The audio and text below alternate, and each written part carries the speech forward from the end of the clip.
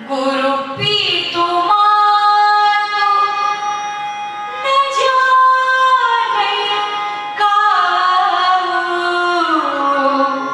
न मैं कोई गुरु जानता हूँ, न मैं कोई माँ जानता हूँ, न मैं कोई पिता जानता हूँ, क्योंकि गुरु पीतु मातु न जानो का किसी को नहीं याद। मोरे समय एक तुम स्वामी, मैं कहीं नहीं रुक सकता, जहां आप रहेंगे वहीं मैं रहूंगा।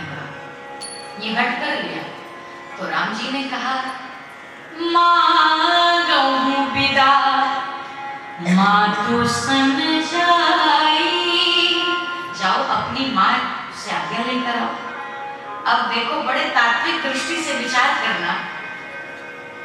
लक्ष्मण जब अपनी माँ सुमित्रा के यहाँ गए हैं ना, तो सुमित्रा जी भी उत्सव मना रही हैं, आज मेरा राम राजा बनेगा।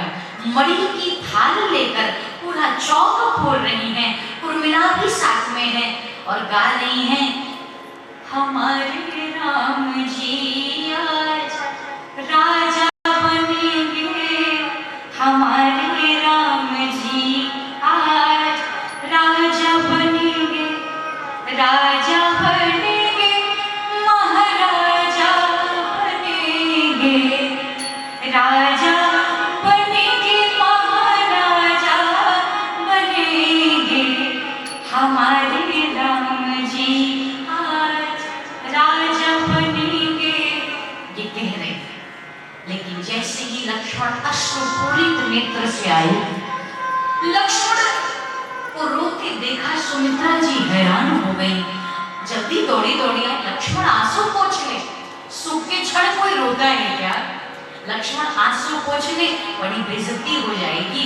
लक्ष्मण आज तो खुश रहने का मौका, हंसने का मौका। तो लक्ष्मण ने कहा, मां अब हंसने का मौका नहीं है, क्योंकि अब राम जी राजा नहीं बनेंगे। और ये कहते ही हाथ की जो थाल थी मणियों की, वो गिर जाती है। चारों ओर मणि छिटक कर गिर गई और हजार मणि में लक्ष्मण की रोते हुए हजारों प्रतिछाया दिखने लगी, प्रतिबिंब दिखाई देने लगे। मां ने कहा, लक्ष्मण क्या बोल रहे हो? जब लक्ष्मण ने सारी घटना बताई है मां को, धन्य है ये छत्राणी, धन्य है मैया सुमित्रा का चरित्र, जिसे प्रकाश ज्यादा डाला नहीं गया है, जिसके ऊपर रामचरितमानस में, लेकिन धन्य है मैया सुमित्रा। आज सुमित्रा के शब्द देखो, जब लक्ष्मण ने कहा, माँ राम जी राजा नहीं बनेंगे, बस आपसे आज्ञा लेने आए हैं। तो माँ ने कहा, मुझसे क्यों आज्ञा लेने आए हो? राम राजा नहीं बनेंगे तो राम बन जा रहे, तो मुझसे पूछने क्यों आए हो? तो लक्ष्मण ने कहा, बस इसलिए पूछने आया हूँ, क्योंकि राम जी ने कहा था, मांगहूं विदा मातु सन जाई, आगहूं बेटी चलो मन भाई। मांगो विदा तब माँ से मांग के आओ तो चलो। ये सुन करके सुमित्रा जी ने कहा, लक्ष्मण यदि तेरे राम ने कहा है कि माँ से आज्ञा लेकर आना है, तो लक्ष्मण मेरा बचपन से सिखाया पाठ तुमने भुला दिया। अगर राम ने कहा माँ से आज्ञा ही लेनी थी, अरे तेरी माँ तो तेरे बगल में खड़ी थी ना। और तेरी माँ कौन है? तो कहते हैं कि तात तुम्हार मातु वैदेही, तेरी माँ वैदेही है, पिता राम सब भांति स्नेही। कितना सुंदर शब्द। तेरी माँ कौन है? सीता नहीं है, जानकी नहीं है, तात तुम्हार मातु वैदेही, तेरी माँ वैदेही है। और तू इस देही माँ के पास आ गया। वैदेही माँ कभी समाप्त नहीं हो सकती। अवध तहाँ जहाँ राम निवासु, जहाँ राम होंगे वहीं अयोध्या होगी। अगर राम अयोध्या से जा रहे हैं तो तुम मुझसे क्या लेने आए? चले जाओ यहाँ से। और इस तरह से सुमित्रा ने लक्ष्मण को कहा है, लेकिन लक्ष्मण से सुमित्रा ने कहा, लखन मैं तुम्हें सिर्फ एक बात की शिक्षा आज देना चाहती हूँ। लक्ष्मण जा तो रहा है राम काज के लिए, लेकिन भैया 14 साल तक तू 5 चीज को छोड़ देना। और 5 चीज कौन कौन से? तो मैया कह रही है कि राग रोष, ईर्षा, मद, मोह और जनी सपने इनके वश हो। लखन राग, रोष, ईर्षा, मद और 5वां है मोह। जमी सपने, उस स्वप्न में भी इनके वश में मत होना। अब ध्यान से सुनना, राग किससे न करें? तो मां ने कहा अयोध्या से कभी राग मत करना। दूसरा शब्द है रोष। रोष किसके प्रति ना हो? तो आज मैया कहती है सुमित्रा, लक्ष्मण अपनी बड़ी मां कैकेयी के प्रति कभी रोष मत करना। ईर्षा, तो मां ने कहा अपने बड़े भाई भरत से कभी ईर्षा मत करना। चौथा मद, तो मां ने कहा अपनी राम भक्ति का कभी मद मत करना। और आखिरी में आता है मोह, तो मां ने कहा लखन उर्मिला से कभी मोह मत करना। जनी सपने, स्वप्न में भी मत करना मोह। और ये सुनकर लखन लाल ने कहा मां, जब सोना ही नहीं है तो वश में होना ही नहीं है। तुम कहती हो स्वप्न में नहीं, और आज उन्होंने संकल्प कर लिया 14 साल तक उन्होंने नारी का, नींद का परित्याग कर दिया है और राम की सेवा के लिए चल पड़े हैं। और इसीलिए आज उर्मिला को लगता है कि लक्ष्मण उनसे मिलने आएंगे। आरती की थाल लेकर खड़ी हैं कि कब मैं अपने पति को तिलक लगाऊं और विदा करूं। लेकिन लक्ष्मण को लगा अगर आज मैं उर्मिला के पास जाता हूं तो कहीं सीता जैसा उर्मिला भी अगर हट कर ली तो मेरी राम भक्ति पूरी नहीं हो पाएगी। और इसीलिए बिना उर्मिला से मिले ही लक्ष्मण अवध छोड़कर चले जाते। मुझे लगता है गोस्वामी जी ने लिखा बंदौ लक्ष्मण पद जल जाता, शीतल सुभग भगत सुखदाता, रघुपति कीरति विमल फताका, दंड समान भयो जस जाका। लक्ष्मण की भक्ति दंड के समान है। और आज अगर लक्ष्मण रूपी डंडा एकदम सीधा न खड़ा होता तो राम रूपी फताका संसार में कभी लहरा नहीं सकती थी। तो आज राम कथा में ये राम जी के बहुत बड़े बनने में, महान त्याग में, प्रभु तो ब्रह्म है, लेकिन इस रामचरितमानस में भी समाज में राम का आदर्श बनाने में लक्ष्मण जैसे दंड की बहुत जरूरत पड़ी। तो माताओं, राम है झंडा, लक्ष्मण है डंडा। तो याद रखना, यदि डंडा मजबूत हो, झंडा तभी लहरा सकता है। लेकिन डंडा भी है और झंडा भी है, अगर कायदे से कोई पकड़ने वाला नहीं होना तो वो न डंडा खड़ा रह सकता है और न झंडा लहरा सकता है। तो मुझे लगता है कि झंडा अगर राम है, डंडा अगर लक्ष्मण है, तो इस डंडे को पकड़ के रखने वाली महारानी उर्मिला है।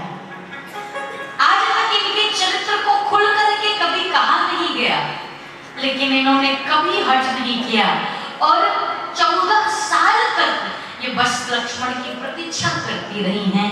उस दीपक को जलाकर खड़ी रहती कि अब प्रभु आएंगे। और ये उर्मिला जी का चरित्र, और इसीलिए गोस्वामी जी ने उर्मिला जी के लिए लिखा है सो तनय दीनी ब्याही रखनहि सकल विधि सन्मानी के जानकी लघु भगनी सकल सुंदर शिरोमणि जानिके। तो जानकी लघु भगनी है उर्मिला, लेकिन गोस्वामी जी ने इनको क्या लिखा? सो तनय दीनी। और आप अगर कहोगे तो तनय बेटा को कहा जाता है, बेटी को नहीं कहा जाता।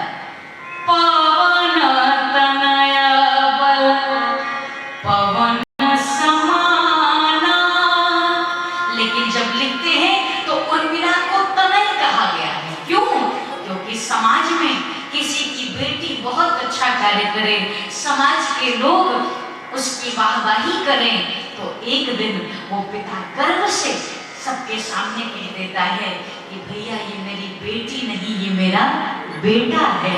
और उसी तरीके से उर्मिला जैसी परम विदुषी, उर्मिला जैसी परम वीरांगना, त्याग की प्रतिमूर्ति, उसको केवल बिटिया कह देना अच्छी बात नहीं है, वो तो बेटे से भी बढ़कर है।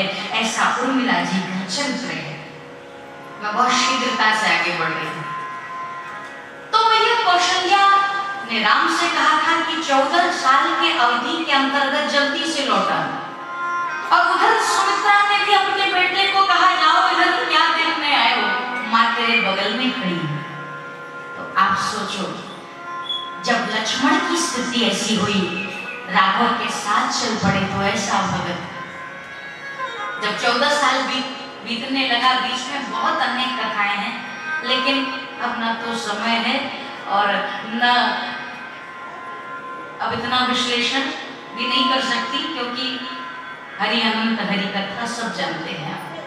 तो बहुत अनेक कथाएं हैं बीच में, बहुत सुंदर सुंदर कथाएं हैं, लेकिन माताओं लक्ष्मण और राम जी चले गए जब वन की ओर, तो आज वो दिन है, मेरे कहने का भाव आज वो दिन है कि जब 14 वर्ष बीतने में 14 घड़ी शेष रह गया, तो आज संपूर्ण अवधवासियों को यदि प्रतीक्षा है तो एकमात्र राघव के आने की प्रतीक्षा है। राघव आएंगे तो ही जल पिएंगे, राघव आएंगे तो ही जो जिस हाल में है उसी हाल में पड़ा हुआ है। वो स्वामी जी कहते हैं उत्तरकांड, रहा एक दिन अवधि कर, एक दिन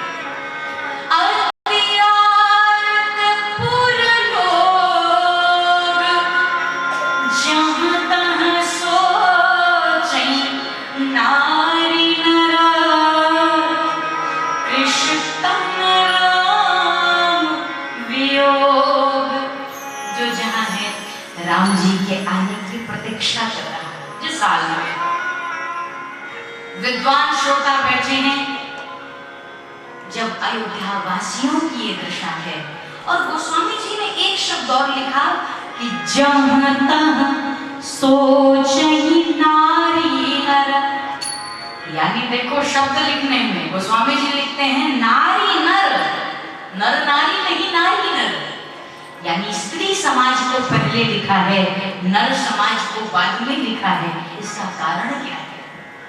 इसका कारण ये है, आज सोचने में नारी समाज ज्यादा इसलिए सोच रहा है, पहले नारियों को लिखा, क्योंकि एक नारी के कहने पर राम को वन जाना पड़ा, एक नारी के हरण होने पर इतना बड़ा राम रावण का युद्ध हुआ। और आज अगर राम जी लौट कर नहीं आते हैं तो नारी समाज पर बहुत बड़ा कलंक लग जाएगा। और इसीलिए जहाँ तहाँ सोचहि नारी नर, रिश्तन राम वियोग। अब जब अवधवासियों की ये दशा है तो जरा सोचना कि जिन्होंने 14 साल तक न कुछ खाने का न कुछ पीने का संकल्प किया, उस व्रत के बारे में सोचना। गुरु बार बार कहते हैं नहीं कुछ खाना पड़ेगा, पर गुरु ने जो उपाय बताया उस उपाय के माध्यम से भरत अपने जीवन को जी रहे हैं, नंदी ग्राम में निवास कर रहे हैं, भूमि में भी गड्ढा बना लिया है। राम भूमि में सोते हैं तो मैं तो छोटा हूँ, गड्ढे के अंदर सो रहे, अपने भीतर इतनी ग्लानि है। और साधु के समान जीवन भरत ने भी जिया है। हर व्यक्ति का त्याग है रामचरितमानस में, ये त्याग का ग्रंथ है, ये कुछ अर्पण करना सिखाता है। और बस वास्तव में जो डूबता है वही इस बात को जान सकता है। और आदरणीय संत ने कहा है, नत्था सिंह जी ने कहा है, वही जान सकता है जो डूबता है कि उत्तरी सागर में जो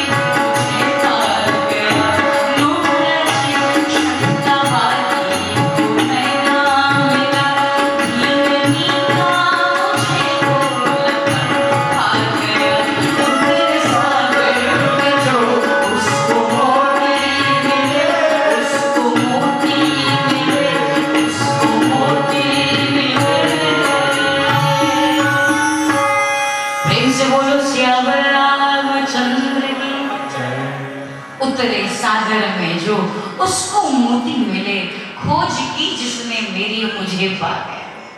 वही पा सकता है जो डूबना सीखे। माताओं, पानी में डूबोगे मृत्यु निश्चित है। जब 14 घड़ी बीतने में कुछ ही समय शेष रह गया तो रहा एक दिन अवधि अधारा, समझत मन दुख भयाऊ अपारा, कारण कवन नाथ नहीं आयो, जानी कुटिल की मोहि बिसरायो, रहा एक दिन अवधि अधारा, समझत मन दुख भयाऊ अपारा। और आज एक दिन ही शेष है। तो भरत जी को लगता है बस अगर राम जी नहीं आते हैं तो इसी सरयू के जल में डूबकर अपने जान को दे दूंगा। इस भरत के कारण हुआ है सब कुछ, बस आत्मग्लानि हो रही है। ये तो दुख की स्थिति, लेकिन मैं चाहती हूँ कि आज सब जाए, जाना तो सब छोड़े। आज जब हम लोग विदा हो तो मुस्कुराते हुए होना चाहिए, बहुत गंभीरता की ओर नहीं। जैसे अभी तक मुस्कुराते रहे, आज भी मुस्कुराना चाहिए। तो मैं भावों को बदलूं, क्योंकि विदा का पल तो ऐसा होता है कि सब रोते ही हैं। और रोए तो जिसकी भी विदाई हो, चाहे संसार से जाओ चाहे यहाँ से जाओ, जब विदाई होती है तो रोते ही हैं सब। लेकिन मुस्कुराकर विदा करने का एक अलग ही बात होता है। तो मैं इस भाव को बदलते हुए भरत के विशेष गंभीर भाव में नहीं जाऊंगी, सिर्फ इतना कहूंगी, भरत जी की ओर से हम आपका थोड़ी देर के लिए ध्यान राम जी की ओर ले चलते हैं, जहां पर लंका के समानांगण में राम रावण का युद्ध हुआ और राम जी ने रावण को मार दिया। रावण की जरा जरा सी सांसें चल रही थी, और रावण की जब जरा जरा सी सांसें चल रही है तो राम जी विजयी मुस्कान लिए हुए राम जी ने कहा, रावण देखो, अहंकारी व्यक्ति की यही दशा होती है। आज तुम हार गए और मैं जीत गया। तो उस समय देखो थोड़ी थोड़ी सांसें चल रही हैं। रावण ने कहा, राम जी ये मत कहो, क्योंकि आज तुम हारे हो और मैं जीता। भगवान ने कहा, वाह, रस्सी जल गई और ऐठन नहीं गया अभी। अरे भैया, कम से कम आज ही स्वीकार कर लो कि तुम हारे और मैं जीत गया। तो रावण ने कहा, नहीं भगवान, आज मैं जीता हूँ, क्योंकि हार तुम्हारी किस्मत में है। चाहे वो फूल का हार हो, चाहे वो भक्तों से हारना हो, हारते केवल तुम हो। और एक तरह से सच कह रहा है ये रावण। विचार करो, तो रावण जब तक जिंदा रहा, राम जी को घुसने दिया लंका में? नहीं दिया। और रावण कहता है, देखिए, मेरे जीवित रहते मैंने आपको लंका में कदम नहीं रखने दिया, और आपके रहते मैं आपके वैकुंठ में जा रहा हूं, तो बताओ कौन जीता और कौन हारा? तो भगवान 10,000 साल तक वैकुंठ में रावण वास करता है। तो रावण ने कहा, बताओ कौन जीता? राम जी ने कहा, हम तो ऐसे ही भक्तों से हारते रहते हैं, यही है हमारी दशा। उधर विभीषण जी पुष्पक विमान ले आए और राम जी से कहा, बैठिए।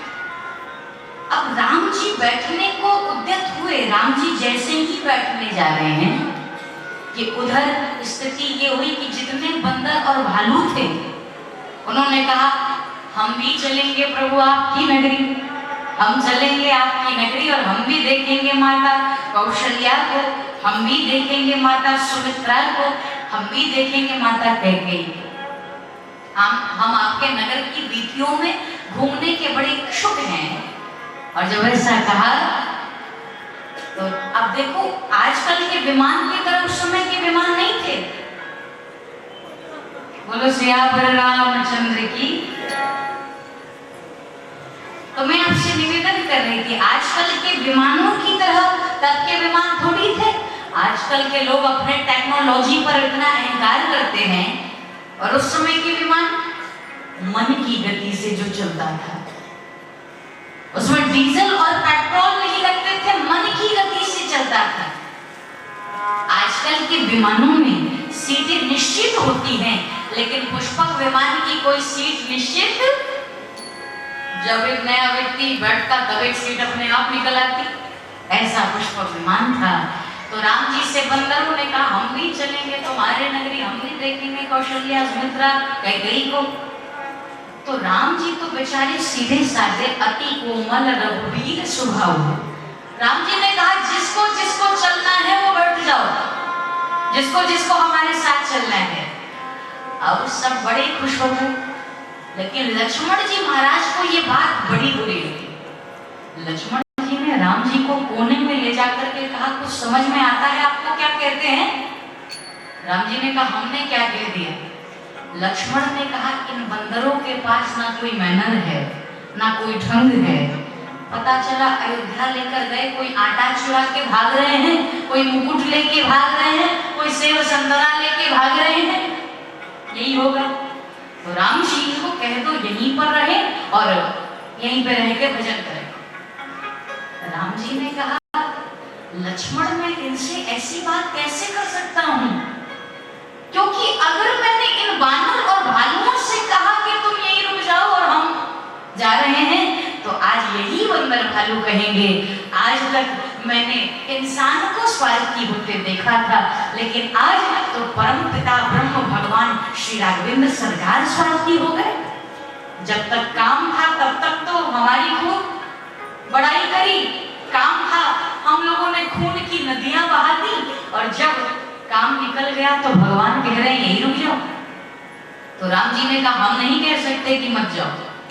तो लक्ष्मण ने कहा जब तुम नहीं कह सकते तो एक काम करो, इनको लेकर तुम जाओ, हम यहाँ पर बैठकर जैसे 14 साल वैसे जीवन भर तपस्या कर सकते हैं। अब आप सोचो अब क्या करें राम जी? बंदर भालू को ले जाए